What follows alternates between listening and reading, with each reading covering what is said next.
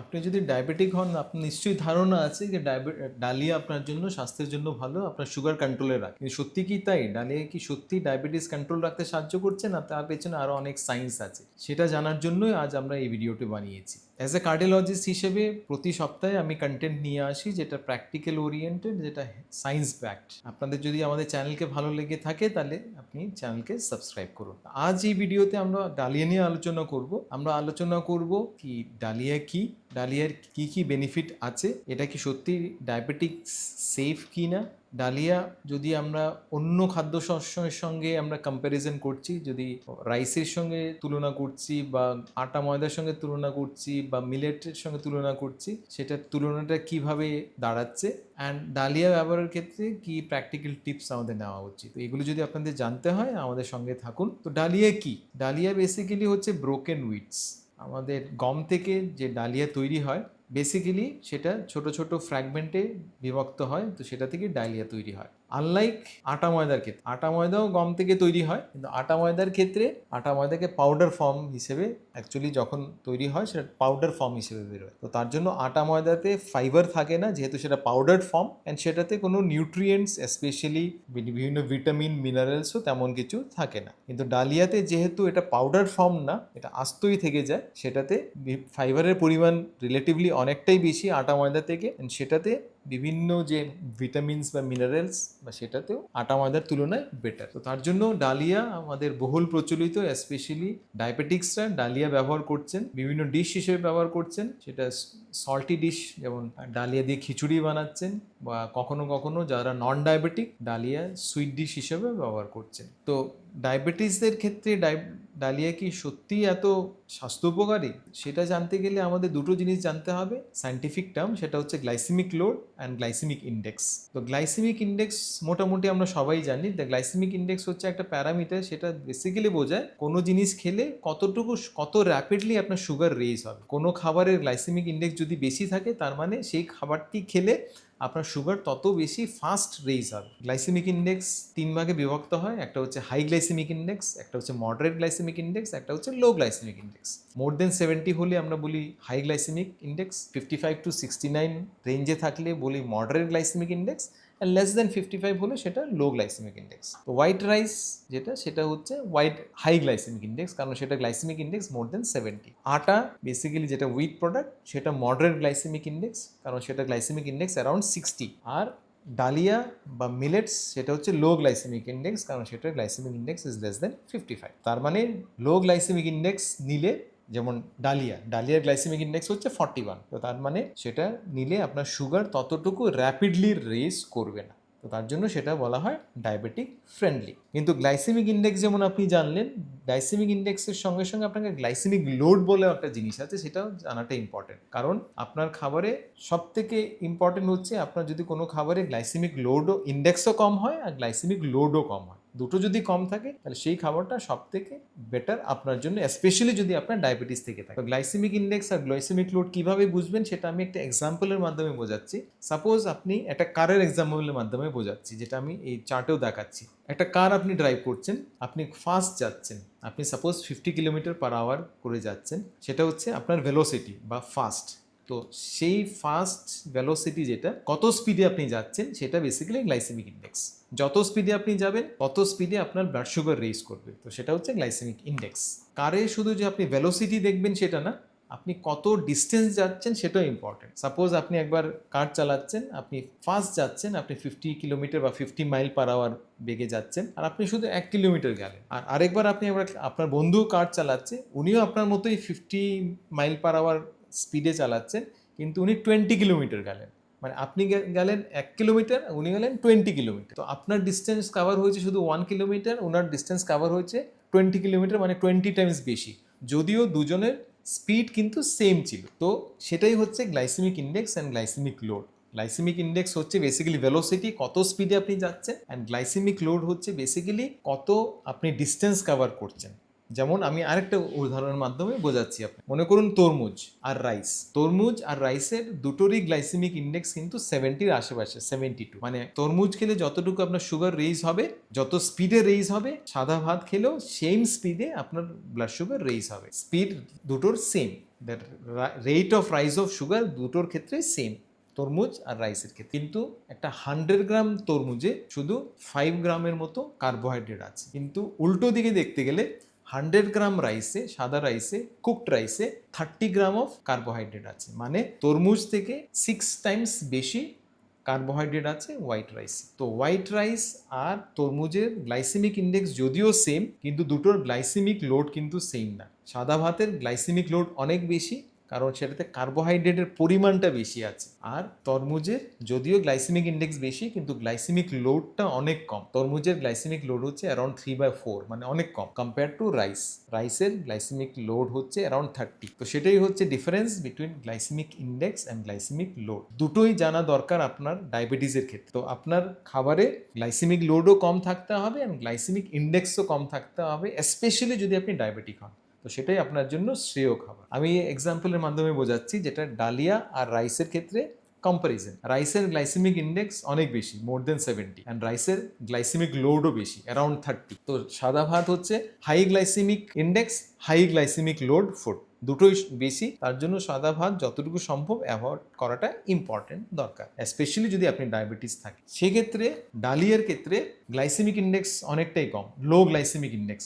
ডালিয়ার glycaemic index হচ্ছে 41, মানে লো গ্লাইসেমিক ইন্ডেক্সে পড়ছে। কিন্তু ডালিয়ার গ্লাইসেমিক লোডও অনেকটাই কম, মডারেট গ্লাইসেমিক লোডে পড়ছে, অ্যারাউন্ড 12। তো ডালিয়া রাইসের ক্ষেত্রে অনেকটাই বেটার, কারণ এটার গ্লাইসেমিক ইন্ডেক্সও কম আর গ্লাইসেমিক লোডও কম সাদা ভাতের তুলনায়। তো এই চার্টে যেটা আমরা দেখাচ্ছি, গ্লাইসেমিক ইন্ডেক্স যেটা আমরা অলরেডি ডিসকাস করলাম, more than 70, 55 to 70, less than 55, high glycemic index, moderate glycemic index আর লো গ্লাইসেমিক। সাদা ভাত হচ্ছে হাই গ্লাইসেমিক ইন্ডেক্স, আটা বা ময়দা হচ্ছে moderate glycemic index, and low glycemic ইন্ডেক্সের মধ্যে পড়ছে আপনার মিলেটস অ্যান্ড ডালিয়া, যেটা গ্লাইসেমিক ইন্ডেক্স লেস দেন 55। তেমনই গ্লাইসেমিক লোড, যেটা গ্লাইসেমিক লোড আমরা ওয়ান্স এগেন ডিভাইড করছি high glycemic load, moderate glycemic load, low glycemic load. যদি মোর দেন 20 থাকে সেটা হাই গ্লাইসেমিক লোড, যদি 10 to 20 থাকে সেটা moderate glycemic load, and less than 10 থাকলে লো গ্লাইসেমিক। তো হোয়াইট রাইস পড়ছে হাই গ্লাইসেমিক লোড, কারণ সেটা গ্লাইসেমিক লোড মোর দেন 20।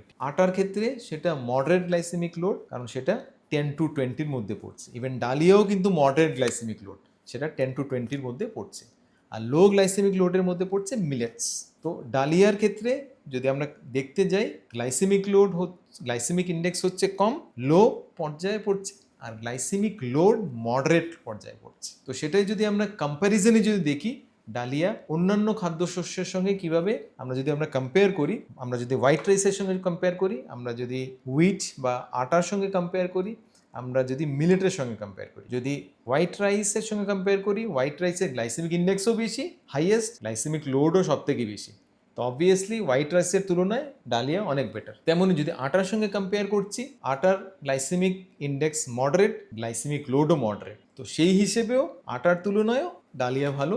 তো আটা অ্যান্ড হোয়াইট রাইসের তুলনায় ডালিয়া অনেক ভালো, কারণ এটার glycemic load and glycemic index কম। কিন্তু আমরা যদি মিলেটের সঙ্গে যদি কম্পেয়ার করতে যাই, স্পেশালি যে মিলেটের ফাইবারের পরিমাণ বেশি আছে, যেমন বার্নিয়ার্ড মিলেট বা ব্রাউন টপ মিলেট বা ফক্সটেল মিলেট বা কোডো মিলেট বা ফিঙ্গার মিলেট, যেগুলিতে ফাইবারের পরিমাণ বেশি আছে, সেই মিলেটের কিন্তু গ্লাইসেমিক ইন্ডেক্সও কম ডালিয়ার মতো, কিন্তু সেটার গ্লাইসেমিক লোডও কম। ডালিয়ার গ্লাইসেমিক লোড কিন্তু লো পর্যায়ে পড়ছে না, ডালিয়ার glycemic load moderate in between পড়ছে, হাই আর লোয়ের মধ্যে পড়ছে ডালিয়ার গ্লাইসেমিক লোড। কিন্তু মিলেটের গ্লাইসেমিক লোড কিন্তু কম। তো মিলেটের গ্লাইসেমিক লোডও কম আর গ্লাইসেমিক ইন্ডেক্সও কম। তো আমাকে যদি কম্প্যারিজনে দেখতে হয়, ডালিয়া ভাতের বা রাইসের তুলনায়, ভাতের বা হুইটের তুলনায়, আটার তুলনায় বেটার ডেফিনেটলি। কিন্তু যদি মিলেটের সঙ্গে কম্প্যারিজন করতে হয়, স্পেশালি হাই ফাইবার মিলেটের সঙ্গে যদি কম্প্যারিজন করতে হয়, তাহলে কিন্তু ডালিয়া বেটার নয়, millet is a better option, যেটা আমরা এই চার্টে দেখাচ্ছি। কম্প্যারিজন,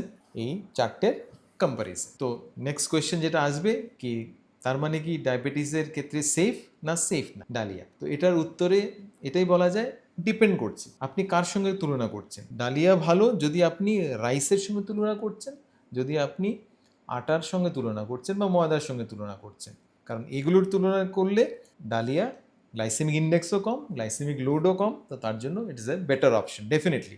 আপনি যদি সবসময় আটা ময়দা বা রাইস খেয়ে থাকেন, আপনি ডালিয়াতে শিফট করুন, কারণ সেটা ডেফিনেটলি আপনার আটা ময়দা বা সাদা ভাতের তুলনায় বেটার, স্পেশালি যদি ডায়াবেটিস আপনার থাকে।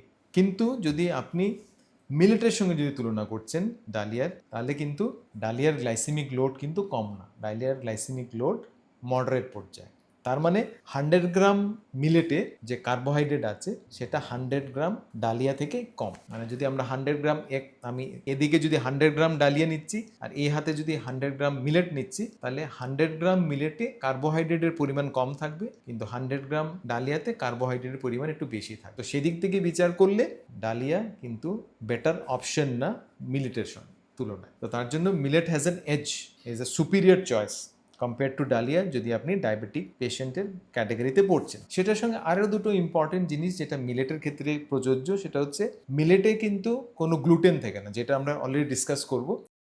মিলেট হচ্ছে গ্লুটেন ফ্রি, যেটা ডালিয়াতে গ্লুটেন আছে। অ্যান্ড সেকেন্ড, মিলেট প্রোডাকশনে কিন্তু পেস্টিসাইডের ব্যবহার দরকার হয় না, যেটা ডালিয়ার প্রোডাকশনের ক্ষেত্রে ব্যবহার হয়, যেটা আমরা আলোচনা করব। তো ডালিয়া ব্যবহারের ক্ষেত্রে কিছু পটেনশিয়াল কনসার্ন থাকে, তার মধ্যে একটা কনসার্ন হচ্ছে গ্লুটেন সেন্সিটিভিটি। কারণ dalia basically wheat product, and হুইটে গমে আছে গ্লুটেন নামে একটা প্রোটিন। আমাদের মধ্যে অনেকেই আছি যারা গ্লুটেন আমরা ডাইজেস্ট করতে পারি না, আর গ্লুটেন ডাইজেশন না হওয়ার জন্য আমাদের বিভিন্ন শারীরিক সমস্যা দেখা দেয়। তার মধ্যে আমাদের পেটের সমস্যা, যেমন বদহজম হওয়া, ডিসপেপসিয়া হওয়া, ব্লোটিং সেন্সেশন হওয়া, অ্যাসিডিটির সমস্যা হওয়া, আইবিএস এর সমস্যা হওয়া, এগুলির সমস্যা কিন্তু গ্লুটেন ইনসেন্সিটিভিটি হলে হয়। মানে আমরা যখনই খাবারে গ্লুটেন নিচ্ছি, স্পেশালি আটা বা ময়দা বা ডালিয়ার মাধ্যমে যখন আমরা গ্লুটেন নিচ্ছি, আমাদের গ্লুটেন সেন্সিটিভিটি থাকার কারণে এই পেটের প্রবলেমগুলো দেখা দেয়। তো একটা হচ্ছে গ্লুটেন সেন্সিটিভিটি, যেটা ডালিয়াতে অন্যতম main concern. And second concern হচ্ছে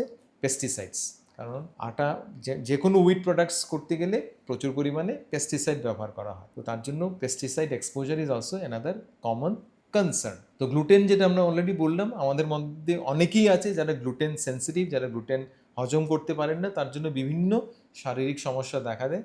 আটা ময়দার প্রোডাক্ট নিলে, ইভেন ডালিয়া নিলেও সেটা হতে পারে, কারণ ডালিয়াতেও গ্লুটেন আছে। তো তার মধ্যে বিভিন্ন পেটের সমস্যা হতে পারে, ইনডাইজেশন, বদহজম, ডায়রিয়া, আইবিএস লাইক সিমটম হতে পারে, অ্যাসিডিটির সমস্যা দেখা দিতে পারে, বিভিন্ন হেডেক হতে পারে, বা ফ্যাটিগিবিলিটি লাগতে পারে, বা অন্যান্য সমস্যা যেমন স্কিনের সমস্যা, যেমন আর্থ্রাইটিস বা র্যাশ, ওগুলো হতে পারে। তো এগুলো হচ্ছে গ্লুটেন রিলেটেড বিভিন্ন সমস্যা, শারীরিক সমস্যা। তেমনই যেটা অলরেডি আমরা ডিসকাস করলাম, পেস্টিসাইডের একটা প্রধান প্রবলেম, স্পেশালি গ্লাইফোসেট যেটা একটা পেস্টিসাইড, সেটা অনেক টক্সিক হতে পারে আমাদের লং টার্ম এক্সপোজারে। অ্যান্ড ডালিয়াতে যেহেতু ডালিয়ার আউটার কভার ইনট্যাক্ট থাকে, যেটা আটা ময়দার ক্ষেত্রে থাকে না। আটা ময়দার ক্ষেত্রে যেহেতু সেটা পাউডার ফর্ম, আউটার লেয়ার থাকে না। তো আউটার লেয়ার না থাকার জন্য যদিও সেটার হার্ম হচ্ছে, সেটা সুগার বাড়ায় আটা ময়দা, কিন্তু একটা গুড থিং হচ্ছে যে আটা ময়দাতে যেহেতু আউটার লেয়ার নেই, তো পেস্টিসাইড বেসিক্যালি আউটার লেয়ারে বেশি থাকে। তো তার জন্য যেহেতু ডালিয়াতে আউটার লেয়ার ইনট্যাক্ট থাকছে, ব্র্যান লেয়ারটা ইনট্যাক্ট থাকছে, তার জন্য পেস্টিসাইড অনেক ক্ষেত্রেই থেকে যাচ্ছে। তার জন্য আপনাকে যদি ডালিয়া চুজই করতে হয়, আপনাকে চুজ করতে হবে অর্গানিক ডালিয়া। কারণ অর্গানিক ডালিয়াতে পেস্টিসাইডের পরিমাণ রিলেটিভলি কম থাকে বা নগণ্য পরিমাণে থাকে। তো তার জন্য আপনাকে যদি চুজই করতে হয় ডালিয়া, আপনি চুজ করুন অর্গানিক ডালিয়া, যেটাতে পেস্টিসাইডের পরিমাণ অনেকটাই কম থাকে। তো তার জন্য ডায়াবেটিক্সের জন্য কি আদৌ ডালিয়া সেফ? আনসার হচ্ছে এটা ডিপেন্ড করছে। যদি আপনি কম্প্যারিজন করছেন, যেটা আমরা অলরেডি ডিসকাস করলাম, রাইসের সঙ্গে হুইটের সঙ্গে যদি আপনি কম্প্যারিজন করছেন, এটা সেফার। কিন্তু মিলেটের সঙ্গে যদি কম্প্যারিজন করছেন, সেটা সেফ না। কারণ এক তো হচ্ছে ডালিয়াতে যদিও গ্লাইসেমিক ইন্ডেক্স লো, কিন্তু এটা গ্লাইসেমিক লোড হাই। তার মানে অ্যাবসোলুট কার্বোহাইড্রেট কন্টেন্ট ডালিয়াতে মিলেট তুলনায় বেশি আছে। তো যদিও সেটা ফাইবার পরিমাণ বেশি আছে, কিন্তু অ্যাবসোলুট কার্বোহাইড্রেট বেশি আছে। আর ডালিয়াতে আপনার গ্লুটেনের প্রবলেম আছে, ডালিয়াতে পেস্টিসাইডের প্রবলেমও আছে। তো তার জন্য যদি আপনাকে চুজ করতে হয়, millet is a better option. কিন্তু ডায়াবেটিক্সের ক্ষেত্রে আপনি যদি ডালিয়া নিতেই হয়, আর যদি আপনার গ্লুটেন সেন্সিটিভিটি না থাকে, তাহলে আপনি অর্গানিক ডালিয়া নিন। আপনার পোর্শন কন্ট্রোল করাটা ইম্পর্টেন্ট, কারণ যেহেতু সেটা কার্বোহাইড্রেটের পরিমাণ কিন্তু আছে ডালিয়া। তো পোর্শন কন্ট্রোল করবেন, ফিক্স সাইজে নেবেন, 30 গ্রামস বা তার বেশি নেবেন না। অ্যান্ড আপনাকে এটা সোক করতে হবে, ভালোভাবে পরিষ্কার করুন, অ্যান্ড অর্গানিক ব্যবহার করুন, যেন আপনার এর পেস্টিসাইডের পরিমাণ যতটুকু সম্ভব মিনিমাইজ করা যায় এক্সপোজার। আর যাদের গ্লুটেন সেন্সিটিভিটি আছে, তাদের ডালিয়া অ্যাভয়েড করাটাই বেটার। ওদের নন গ্লুটেন যেটা বিভিন্ন জিনিস খাদ্যশস্য আছে, স্পেশালি মিলেটস বা কিনোয়া, সেটা ব্যবহার করলে better. And all in all আপনার ডাক্তারের পরামর্শ নেবেন যদি আপনার কোনো শারীরিক সমস্যা দেখা দেয় আফটার টেকিং ডালিয়া। তো আপনাদের যদি এই ভিডিওগুলো ভালো লেগে থাকে তাহলে আমাদের এই চ্যানেলকে লাইক অ্যান্ড সাবস্ক্রাইব করুন। অ্যান্ড আমাদের এই ভিডিও ভালো লেগে থাকলে আপনি আমাদের মিলেটের ভিডিওকে দেখতে পারেন, যেটা আমরা মিলেট নিয়ে আলোচনা করেছি, কেন মিলেট একটা সুপারফুড।